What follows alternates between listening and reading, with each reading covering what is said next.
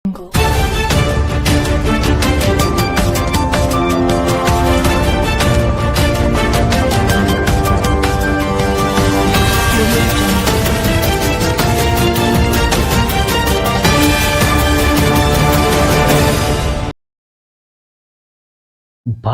ಜಿಲ್ಲೆ ಜಮಖಂಡಿ ನಗರದಲ್ಲಿ ಶ್ರೀ ರುದ್ರಾವಧೂತ ಮಠ charitable trust ಸಂಯೋಗದಲ್ಲಿ 6ನೇ ವರ್ಷದ ಬೇಸಿಗೆ ಉಚಿತ ಶಿಬಿರ ಉದ್ಘಾಟನಾ ಸಮಾರಂಭ ನಡೆಯಿತು.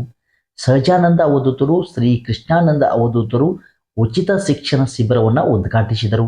ನಗರಸಭೆ ಸದಸ್ಯ ಸಿದ್ದು ಮೇಶಿ, ಅಶೋಕ ಮೇಸಿ, ಸುರೇಂದ್ರ ಕಡ್ಕೋಳ್, ರವಿ ಲಗಳಿ, ಬಿಬಿ ಮಣಗುಳಿ, ಜಗದೀಶ್ ಕಾಂಬಳಿ ಮಾತನಾಡಿದರು.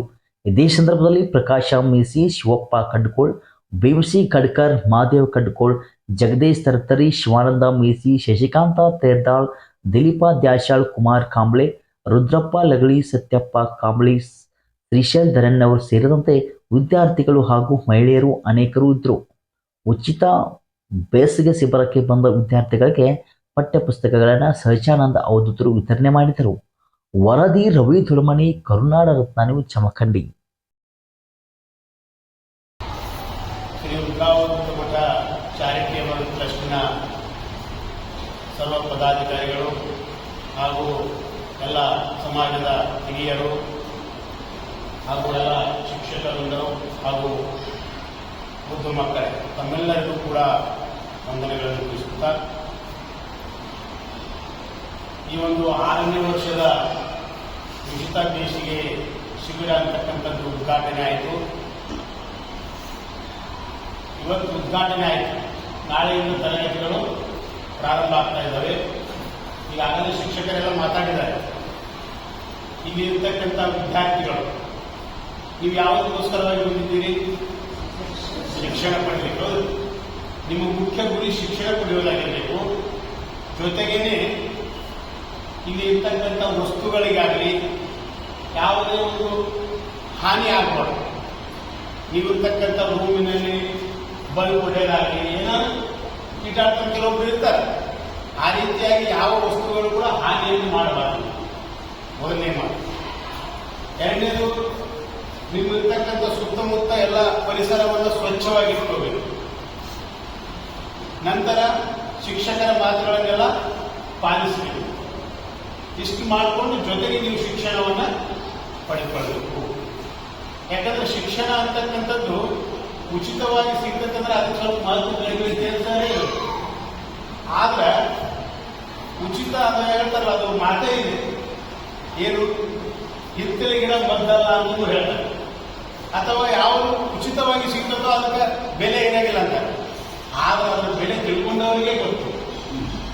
ಈಗ ನೀವು ಸಾಮಾನ್ಯವಾಗಿ ಈಗ ಇಲ್ಲಿ ಬಂದಿರಿ, ನಿಮ್ಮ ತಂದೆ ತಾಯಿಗಳು ಎಷ್ಟು ಕಷ್ಟಪಟ್ಟು ನಿಮ್ಗೆ ಶಿಕ್ಷಣ ಕೊಡಿಸ್ತಾರೆ ಅನ್ನೋದು ನಿಮ್ಗೆ ಅರಿವಿನ ಕೆಲವರಿಗೆ ಜ್ಞಾನ ಇರಬೇಕು. ಅವ್ರಿಗೆ ತಿಳುವಳಿಕೆ ಐತಿಲ್ಲ. ನಿಮ್ಗೆ ಶಿಕ್ಷಣವನ್ನು ಕೊಡಿಸ್ಬೇಕಾದ್ರೆ ನಿಮ್ಮ ತಂದೆ ತಾಯಿಗಳು ಎಷ್ಟೊಂದು ಕಷ್ಟವನ್ನು ಪಡ್ತಾ ಇದ್ದಾರೆ. ಈಗ ಸಾಮಾನ್ಯವಾಗಿ ನೀವು ಇಲ್ಲಿ 45 ದಿವಸ 50 ದಿವಸ ಇದು 1.5 ತಿಂಗಳ ತನಕ ನಡೀತದಲ್ಲ ಶಿಬಿರ.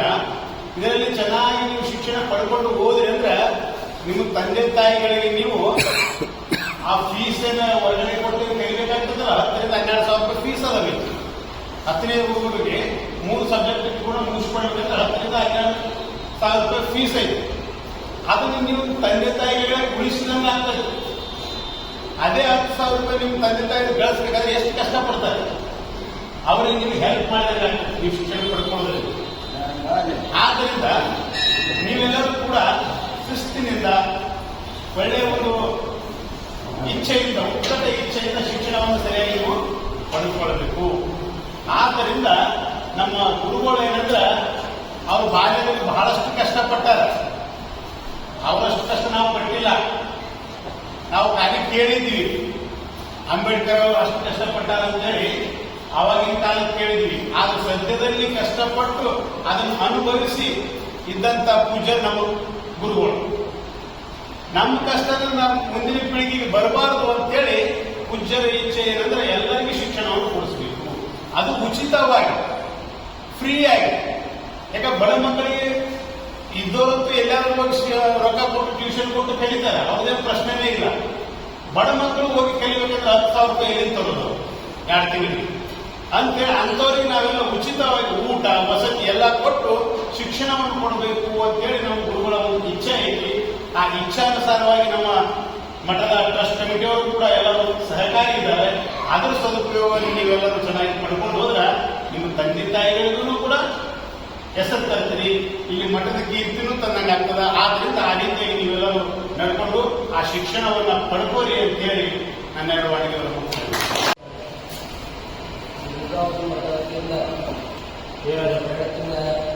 ಉಚಿತ ಶಿಬಿರ ಕಾರ್ಯಕ್ರಮ ನಮ್ಮ ಅಪ್ಪಗಳಿದ್ದಾನೆ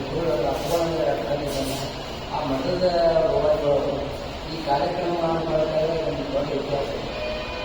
ಇವತ್ತು ಎಲ್ಲರೂ ದೊಡ್ಡ ದೊಡ್ಡ ಮಠದ ದೊಡ್ಡ ದೊಡ್ಡ ಆಸ್ತಿಗಳು ಈ ಶಿಕ್ಷಣಕ್ಕೆ ಭಾಳ ಉಪಯೋಗ ಆಗ್ತಾರೆ.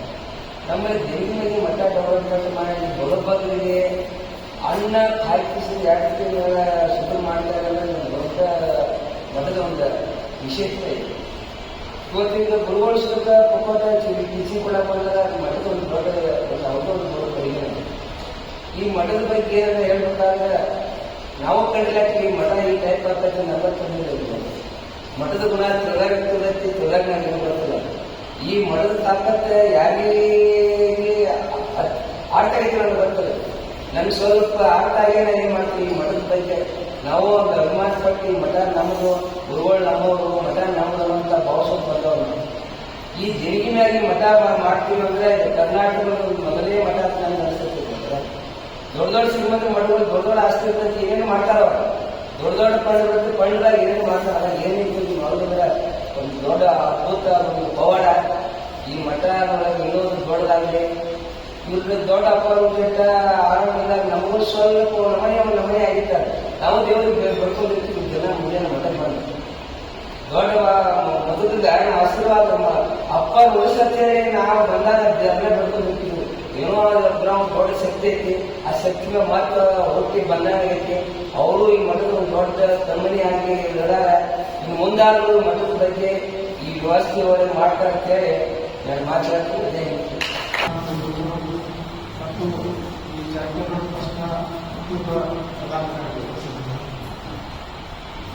ಸೊ ಇದೊಂದು ಮಹತ್ವವಾಗಿರ್ತಕ್ಕಂಥ ಒಂದು ವಿಚಾರ. ಯಾಕಂತಂದ್ರೆ ಶಿಕ್ಷಣ ಅಂತಕ್ಕಂಥದ್ದು ಬಹಳ ಮುಖ್ಯವಾಗಿ ನಮ್ಮ ಆಹಾರ, ಗಾಳಿ, ನೀರು ಯಾವ ಅವಶ್ಯಕತೆ ಇದೆ ನಾವು ಒಂದೇ ರೀತಿ ಶಿಕ್ಷಣ ಕೂಡ ನಮಗೆ ಅಷ್ಟೇ ಅವಶ್ಯಕತೆ. ಈ ಒಂದು ಶಿಕ್ಷಣಕ್ಕಾಗಿ ಈ ಒಂದು ನಮ್ಮ ಚಾರಿಟೇಬಲ್ ಸತತವಾಗಿ ನಾವು ವಿದ್ಯಾರ್ಥಿಗಳಿಗೋಸ್ಕರ ಒಂದು ಶಿಕ್ಷಣವನ್ನು ನೀಡಬೇಕು ಅನ್ನುವಂಥದ್ದು ಒಂದು ಅತ್ಯುತ್ತಮ ಕೆಲಸವನ್ನು ಬಂದಿದ್ದಾರೆ. ಈ ವರ್ಷ ಸ್ವಲ್ಪ ನಮಗೆ ಕ್ಲಾಸಸ್ ಖಂಡಿತವಾಗುವಂಥದ್ದು ಯಾಕಂದ್ರೆ ಸದಾ ನಾವು ಸ್ವಲ್ಪ ಆರೋಗ್ಯದಲ್ಲಿ ವ್ಯತ್ಯಾಸ ಆಗಿದ್ದು ಸಾಕಷ್ಟು ವಿದ್ಯಾರ್ಥಿಗಳು ಕರೆ ಮಾಡ್ತಾ ಇದ್ರು. ನಾವು ಕೃಷ್ಣಪ್ಪ ಇಲ್ಲ ಕ್ಲಾಸಸ್ ಕೊಡ್ತಾರೆ ಮತ್ತು ಮನೆ ಮೀಟಿಂಗ್ಗಳು ಕೂಡ ಸದಾ ಆಗುತ್ತೆ ಹೇಳಿದ್ರು. ನಾನು ತಾಯಿಗೆ ನಾನು ಬದುಕಿ ಸಂದರ್ಭದಲ್ಲಿ ಸೊ ಕ್ಲಾಸಸ್ ಯಾವುದೇ ಕಾರ್ಯಕ್ರಮವಿಲ್ಲ, ವಿದ್ಯಾರ್ಥಿಗಳಿಗೆ ನಾವೇನು ಶಿಕ್ಷಣ ಕೊಡಬೇಕು ಅಂತ ಕೊಡಬೇಕು, ಯಾವುದೇ ಕಾರ್ಯಕ್ರಮ ನಿಲ್ಲಿಸಬೇಕು ಅಂತ ಮಾತನಾಡಿದ್ರು. ಸೊ ಅದರಿಂದ ನಮ್ಗೆ ಭಾಳ ಖುಷಿ. ಯಾಕಂದ್ರೆ ಇದು ಒಂದು ನಿರಂತರವಾಗಿ ನಡೆಸತಕ್ಕಂಥ ಒಂದು ವಿದ್ಯಾದಾನ. ಈ ಒಂದು ವಿದ್ಯಾದಾನದಲ್ಲಿ ಬಂದಿರತಕ್ಕಂಥ ಎಲ್ಲ ಪ್ರತಿಯೊಬ್ಬ ವಿದ್ಯಾರ್ಥಿಗಳು ಇಲ್ಲಿ ಸತತವಾಗಿ 2 ದಿನಗಳ ಕಾಲ 2 ತಿಂಗಳ ಕಾಲ ಇದಕ್ಕೆ ತರಗತಿಗಳಿದ್ದು ಇಂಗ್ಲಿಷು, ಮ್ಯಾಥ್ಸ್ ಮತ್ತು ಸೈನ್ಸ್ 2 ಗಂಟೆಗಳ ಕಾಲ 1.5 ಗಂಟೆಗಳ ಕಾಲ ಮುಂದೆ ಒಂದು ಕ್ಲಾಸ್ ಇರ್ತಾರೆ. 2 ಗಂಟೆ ರಷ್ಟು ಕೂಡ ಇರುತ್ತೆ. ಸೊ ಸತತವಾಗಿ ಇರತಕ್ಕಂಥ ಪ್ರತಿಯೊಂದು ತರಗತಿಗಳನ್ನು ನೀವು ಯಾವುದೇ ತರಗತಿಗಳನ್ನು ಮಿಸ್ ಮಾಡದೆ ಪ್ರತಿಯೊಂದು ಕೂಡ ನೀವು ಉದ್ಯೋಗವನ್ನು ತಗೋಬೇಕು. ಇರತಕ್ಕಂಥ ಪ್ರತಿಯೊಬ್ಬ ಶಿಕ್ಷಕರು ಕೂಡ 3 ಜನ ಶಿಕ್ಷಕರಿದ್ದೀವಿ, ಎಲ್ಲರೂ ಕೂಡ ಒಳ್ಳೆ ತರಗತಿಗಳನ್ನು ಪಡ್ಕೊಳ್ಳುತ್ತೇವೆ ಮತ್ತು ಸಾಕಷ್ಟು ಅನುಭವ ಇರ್ತಕ್ಕಂಥ ಶಿಕ್ಷಕರು ಇದೆ. ಸೊ ಇವರೆಲ್ಲರೂ ಕೂಡ ಉಪಯೋಗವನ್ನು ತಗೊಂಡು ಯಾವುದೇ ರೀತಿಯ ಸಮಯವನ್ನು ವ್ಯರ್ಥ ಮಾಡದೆ ನಿಮ್ಮ ತರಗತಿಗಳಲ್ಲಿ ಮಾತನ್ನು ಕೊಟ್ಟು ನಮ್ಮ ಈ ಎದುರಾದ ಮಠದ ಒಂದು ಹೆಸರನ್ನ ನೀವು ತರಬೇಕಂತ ನಾನು ಅನ್ಕೊಂಡಿದ್ದೀನಿ. ಯಾಕಂತಂದ್ರೆ ಪ್ರತಿ ವರ್ಷ ಸಾಕಷ್ಟು ವಿದ್ಯಾರ್ಥಿಗಳು ಬಂದು ಕಲ್ತಿದ್ದಾರೆ. ಸೊ ಇವರು ಕಲ್ತಿರ್ತಕ್ಕಂಥ ಶಿಕ್ಷಣವನ್ನು ಅವ್ರು ಮಾಡತಕ್ಕಂಥ ಪರ್ಸಂಟೇಜು ಅವ್ರು ಮಾಡತಕ್ಕಂಥ ಒಂದು ಸಾಧನೆ ಪ್ರತಿ ಸಲ ಪಾಲ್ಗೊಳ್ತಿರ್ತಾರೆ ಅವರು. ಅದೇ ರೀತಿಯಾಗಿ ನೀವು ಬಂದಿರತಕ್ಕಂಥವ್ರು ಎಲ್ಲರೂ ಕೂಡ ಒಳ್ಳೆ ರೀತಿಯಲ್ಲಿ ಪರ್ಸಂಟೇಜ್ ಮಾಡಿಬಿಟ್ಟು ನಿಮ್ಮ ಒಂದು ಭವಿಷ್ಯವನ್ನು ಉಜ್ವಲಗೊಳಿಸ್ಕೊಳ್ಬೇಕು. ಅದೇ ರೀತಿಯಾಗಿ ಈ ಮಠದ ಹೆಸರನ್ನು ಕೂಡ ನೀವು ತರಬೇಕು. ಆ ಒಂದು ನಿಟ್ಟಿನಲ್ಲಿ ನೀವೆಲ್ಲರೂ ತರಲಿಕ್ಕಾಗಲಿ ಅಂತ ನನಗೆ ಮಾತಾಡಲಿಕ್ಕೆ ಅವಕಾಶ.